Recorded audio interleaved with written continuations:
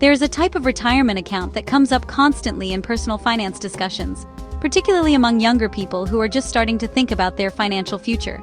It is called a Roth IRA. And the reason it gets discussed so frequently is one simple idea. The money you put in has already been taxed. So when you take it out in retirement, you pay no tax on it at all. Not on the original amount, and not on any of the growth it accumulated over the years. Today, we are breaking down exactly what a Roth IRA is, how it works, who is commonly discussed as being eligible, and what people typically look at when exploring this type of account. Intro: welcome to Yield Report Daily, where we break down personal finance in plain English. No jargon, no financial advice, just clear education you can actually use. Everything in this video is for educational purposes only. We are not financial advisors, we are not tax advisors, and nothing here is a recommendation to open any account or take any action. Tax rules are complex and individual circumstances vary, so speaking with a qualified professional is always the right step for personal decisions. Now, the Roth IRA. Let us look at what it actually is.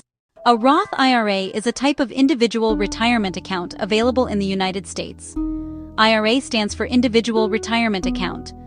The Roth part refers to the tax treatment. When you contribute money to a Roth IRA, you use money that has already been taxed as part of your regular income. The contribution itself does not give you a tax deduction up front, but in exchange for that, the money inside the account grows completely tax-free. And when you withdraw it in retirement, you pay no tax on it whatsoever. This is the opposite of a traditional IRA or a traditional 401k, where you get a tax deduction when you put money in, but you pay income tax on every dollar you take out in retirement. Whether one is more advantageous than the other depends on a person's individual tax situation, which is something a qualified tax professional is best positioned to advise on. The reason so many people discuss the Roth IRA as a significant long-term financial tool is the concept of tax-free compound growth. In our video on index funds, we talked about how investments grow over time as the underlying companies increase in value and pay dividends. Inside a Roth IRA, all of that growth happens without a tax bill attached to it. Let us look at a simple illustration. If someone contributes $7,000 per year to a Roth IRA starting at age 25, and that money grows at an average of 7% per year, by age 65, the account could contain a very large sum. All of that growth, over 40 years, would be available to withdraw in retirement without owing $1 in federal income tax on it. This is purely an educational illustration. Actual investment returns vary, are not guaranteed, and past performance does not indicate future results. But the concept of tax-free compounding over a long period is the core reason this account type comes up so often in personal finance education. For the 2026 tax year, the contribution limit for a Roth IRA is $7,000 per year for people under 50, and $8,000 per year for people 50 and older. That higher limit for older contributors is sometimes called a catch-up contribution. There are also income limits to be aware of. Roth IRA contributions are subject to phase-outs at higher income levels. For the 2026 tax year, these limits change periodically and vary depending on filing status, so checking the IRS website or speaking with a tax professional for the current figures is commonly discussed as the right approach. Contributions must come from earned income. Passive income sources like dividends or rental income do not count toward the contribution limit. You can contribute to a Roth IRA at any age as long as you have earned income and fall within the income eligibility limits.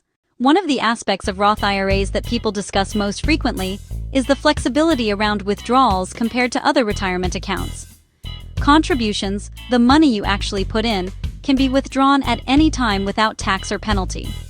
This is because you already paid tax on that money before contributing it. The earnings, meaning the growth on top of your contributions, have different rules. To withdraw earnings tax-free and penalty-free, two conditions generally need to be met. The first is that the account must have been open for at least 5 years. This is commonly referred to as the 5-year rule. The second is that the account holder must be at least 59.5 years old. Withdrawing earnings before meeting both conditions may result in taxes and a 10% early withdrawal penalty, with some exceptions.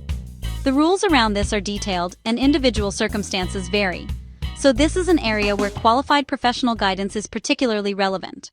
The two most commonly discussed types of IRA are the Roth IRA and the traditional IRA. The core difference comes down to when the tax benefit is received. With a traditional IRA, contributions may be tax-deductible in the year you make them, reducing your taxable income now. But withdrawals in retirement are taxed as ordinary income. With a Roth IRA, there is no upfront tax deduction, but qualified withdrawals in retirement are completely tax-free. A general concept that comes up often in these discussions is that if someone expects to be in a higher tax bracket in retirement than they are now, the Roth IRA structure may be more beneficial. If they expect to be in a lower tax bracket in retirement, the traditional IRA may be worth considering.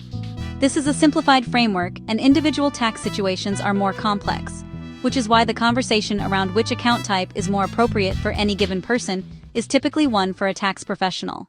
A Roth IRA is not itself an investment. It is an account structure that can hold a variety of investments inside it, including the index funds and ETFs we discussed in our last video. Roth IRAs can be opened through a wide range of brokerage platforms.